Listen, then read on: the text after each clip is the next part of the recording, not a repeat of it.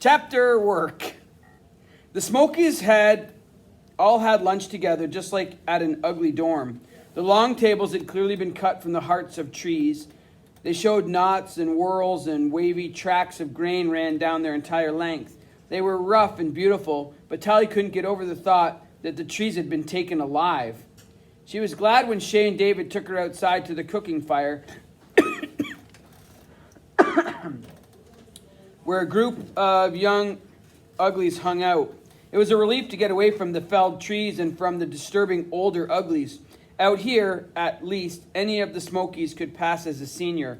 Tally didn't have much experience in judging an ugly's age, but she turned out to be more or less right. Two had just arrived from another city and weren't even 16 yet. The other three, Croy, Ride, and Asterix, were friends of Shay's from the group that had run away together back before Tally and Shay had first met. Here in the smoke, only 5 months, Shay's friends already had a hint of David's self-assurance. Somehow, they carried the authority of middle pretties without the firm jaw, the subtly lined eyes, or the elegant clothing. They spent lunch talking about projects they were up to, a canal to bring a branch of the creek closer to the smoke, new patterns for the sheep wool their sweaters were made from, a new latrine. Tally wondered what a latrine was.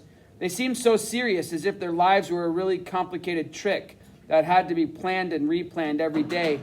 The food was serious too, and was piled on their plates in serious quantities. It was heavier than Tally was used to.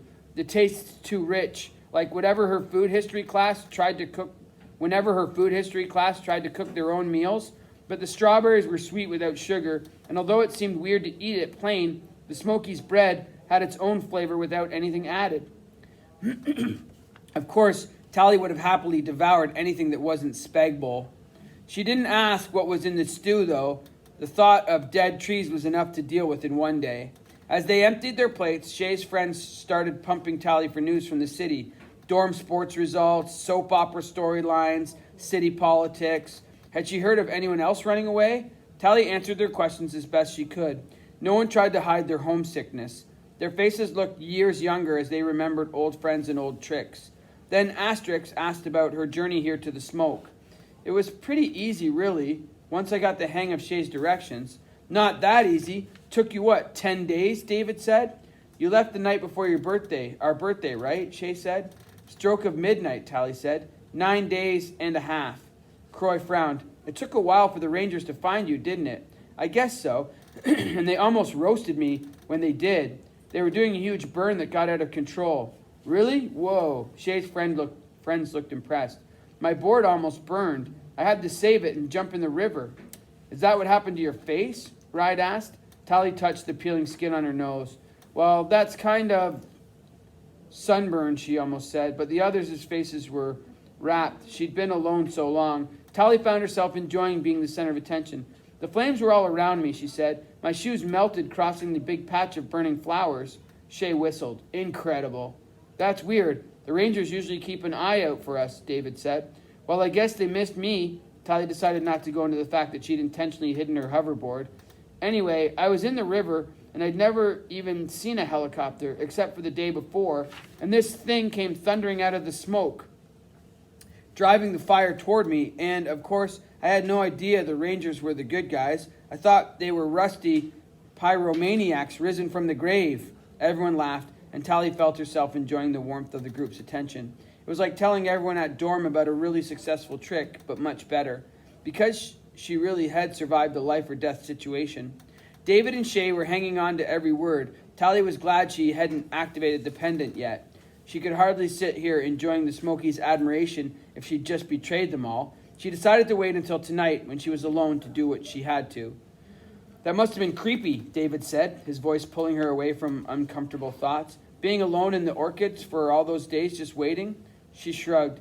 I thought they were kind of pretty. I didn't know about the whole superweed thing. David frowned at Shay. Didn't you tell her anything in your note? Shay flushed. You told me not to write anything that would give the smoke away, so I put it in code, sort of. It sounds like your code almost got her killed, David said, and Shay's face fell.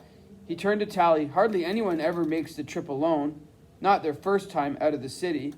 I'd been out of the city before. Tally put her arm around Shay's shoulder comfortingly. I was fine. It was just a bunch of pretty flowers to me. and I started with 2 weeks of food. Why did you steal all Spagbowl? Croy asked. You must love the stuff. The others joined in his laughter. Tally tried to smile. I didn't even notice when I pinched it. 3 Spagbowls a day for 9 days? I could hardly stomach the stuff after day 2, but you get so hungry. They nodded. They all knew about hard traveling and hard work, too, apparently. Tally had already noticed how much everyone had consumed for lunch. Maybe Shay wasn't so likely to get the not-eating disease. She had cleaned her heaping plate. Well, I'm glad you made it, David said. He reached across and touched the scratches on Tally's face softly. Looks like you had more adventures than you're telling us. Tally swallowed and shrugged, hoping she looked modest. Shay smiled and hugged David. I knew you'd think Tally was awesome. A bell rang across the grounds and they hurried to finish their food. What's that? She asked. David grinned. That's back to work. You're coming with us? Shay said. Don't worry. It won't kill you. On the way to work, Shay explained more about the long, flat roller coasters called railroads. Some stretched across the entire continent. One small part of the rusty legacy still scarring the land, but unlike most ruins, the railroads were actually useful and not just for hoverboarding. They were the main source of metal for the Smokies. David had discovered a new railroad track a year or so earlier. It didn't run anywhere useful, so he had drawn up a plan to plunder it for metal and build more hover paths in and around the valley. Shay had been working on the project since she'd come to the smoke 10 days before. 6 of them took their boards up and out the other side of the valley, down a stream churning with white water and along a razor-sharp ridge filled with iron ore. From there, Tally finally understood how far up the mountain she'd come since leaving the coast. The whole continent seemed to be spread out before them. A thin bank of clouds below the ridge mirrored the heavier layer overhead. But forests, grasslands, and the shimmering arcs of rivers were visible through the misty veil. The sea of white orchards could still be glimpsed from the side of the mountain, glowing like an encroaching desert in the sun. Everything's so big, Tally murmured. That's what you can never tell from inside, Shay said. How small the city is. How small they have to make everyone to keep them trapped there. Tally nodded, but she imagined all those people let loose in the countryside below, cutting down trees and killing things for food, crashing across the landscape like some risen, rusty machine. Still, she wouldn't have traded anything for this moment, standing there and looking down at the plains spread out below. Tally had spent the last 4 years staring at the skyline of New Prettytown, thinking it was the most beautiful sight in the world, but she didn't think so anymore. Lower down and halfway around the mountain, another river crossed David's railroad track. The route there from the smoke twisted in all directions, taking advantage of the veins of iron, rivers, and dry creek beds. But they never had to leave their boards. Walking wouldn't be an option, Shay explained when they came back loaded with heavy metal. The track was overgrown with vines and stunted trees, every wooden cross tie in the grip of a dozen tentacles of vegetation. The forest had been hacked away in patches surrounding a few missing segments of rail, but it held the rest firmly in its grasp. How are we going to get any of this out? Tally asked. She kicked at a gnarled root, feeling puny against the strength of the wild. Watch this, Shay said. She pulled a tool from her backpack, an arm-length pole that telescoped out almost to Tally's height. Shay twisted one end, and 4 short struts unfolded from the other like the ribs of an umbrella. It's called a power jack, and it can move just about anything. Shay twisted the handle again, and the ribs retracted.